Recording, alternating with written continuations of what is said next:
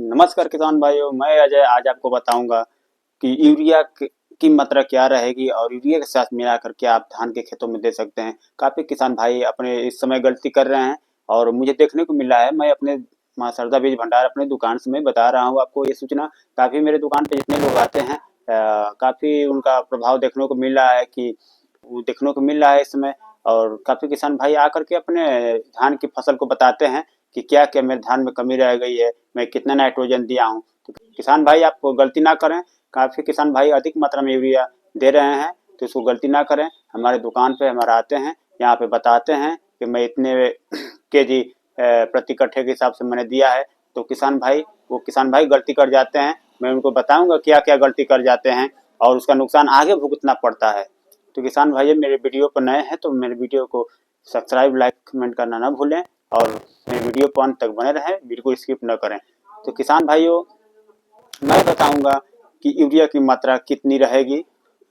Basal dose हो या दूसरी डोज हो या तीसरी डोज हो, यूरिया की मात्रा मैं आपको बताऊंगा। उसके साथ साथ क्या क्या मिश्रण होगा, बेसल डोज में क्या होगा, दूसरे डोज में क्या होगा, ये पूरी जानकारी आपको मैं दूंगा। तो किसान भाइयों, काफ़ी किसान भाई 2 केजी से 2.5 केजी या 3 केजी तक नाइट्रोजन अपने खेतों में प्रति कट्ठे के हिसाब से डाल रहे हैं। तो ये गलती बिल्कुल ना करें। अगर आप नाइट्रोजन दे रहे हैं अपने धान के खेतों में, तो धान की फसल में बहुत कम मात्रा में यूरिया का प्रयोग करें। जैसे 1 केजी प्रति कट्ठा या 1.5 केजी प्रति कट्ठा के हिसाब से अपने खेतों में प्रयोग करें, यानी कि 1 एकड़ में 1 बैग ही यूरिया प्रयोग करें। किसान भाइयों, इससे ज़्यादा न प्रयोग करें। या पहली डोज हो, बेसल डोज हो या दूसरी डोज हो, कितनी बार भी यूरिया दे रहे हैं तो उनकी मात्रा यही होनी चाहिए। 1 केजी से 1.5 केजी से अधिक आपको नाइट्रोजन अपने खेतों में नहीं डालना है, नहीं तो धान की फसल आगे देखने को नुकसान के रूप में देखने को आपको मिलेगा। नुकसान ये है कि आपकी धान की पैदावार ज़्यादा हो जाएगी और आने वाले समय में गबोड़ अवस्था और बाली की अवस्था आएगी तो आपका धान गिरा हुआ आपको दिखाई देगा। यही कमजोर तने हो जाते हैं और बालियाँ कमजोर हो जाती हैं, आपका फसल गिर जाता है। किसान भाइयों, नाइट्रोजन का मात्रा कम करके अपने धान की फसल में प्रयोग करें।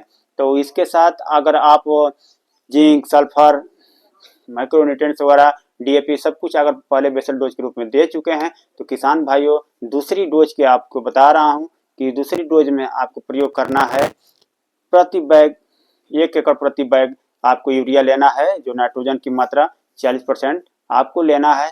और इसके साथ रामबाण दवा, मैंने पिछले वीडियो में भी इसका चर्चा किया था कि ह्यूमिक एसिड प्रति एकड़ 1 केजी आपको ह्यूमिक एसिड लेना है। और उसके साथ 3 केजी आपको सिलेक्टेड जिंक लेना है। दोस्तों, आप तो मोनो जिंक डाल चुके होंगे, लेकिन सिलेक्टेड जिंक लेना है। सिलेक्टेड जिंक का दूसरी खाद में बहुत बड़ा असर होता है। कल्लों का फुटाव और अच्छा ग्रोथ, हरा भरा देखने को मिलता है। जो जो तत्वों की कमी रहती है, जो पीलापन पड़ जाते हैं, जिंक वो पूरा कर देता है सिलेक्टेड जिंक। और ह्यूमिक एसिड बहुत कारगर है, रामबाण दवा है वो धान के लिए।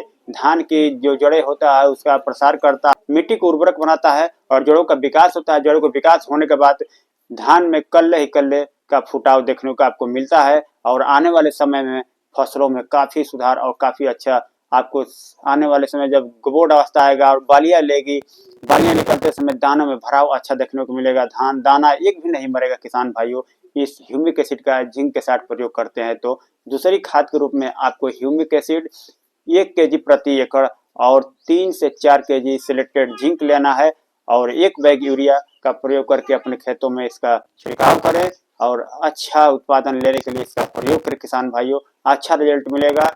इसका बहुत जो कहा जाता है कि बहुत ही अच्छा आपको फसल पड़ोस वाला पूछने लगेगा कि आप क्या डाला है।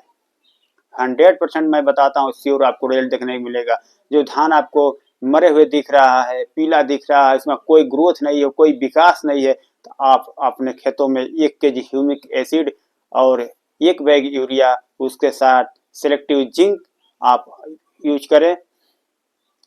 जिंक की मात्रा आपको बता चुका हूँ कि 3 से 4 केजी रहेगा और सिलेक्टिव जिंक होता है 200 ग्राम का एक आता है। आपके खेतों में 5 सिलेक्टिव जिंक पैक आप यूज कर सकते हैं। काफ़ी इसका प्रभाव देखने को मिलेगा आपके खेतों में। आप इसका प्रयोग पहले बेसल डोज के रूप में नहीं करना है, आप इसका प्रयोग दूसरी डोज के रूप में आप कर सकते हैं किसान भाइयों। इसका अच्छा रिजल्ट, अच्छा आपके पौधों का ग्रोथ और कल्ले ही कल्ले देखने को मिलेंगे। आने वाले जब समय आएगा, धान की जब बालियां निकलेंगी, तो आपको अच्छी इसकी पैदावार देखने को मिलेगा। तो किसान भाइयों, जय जवान जय किसान।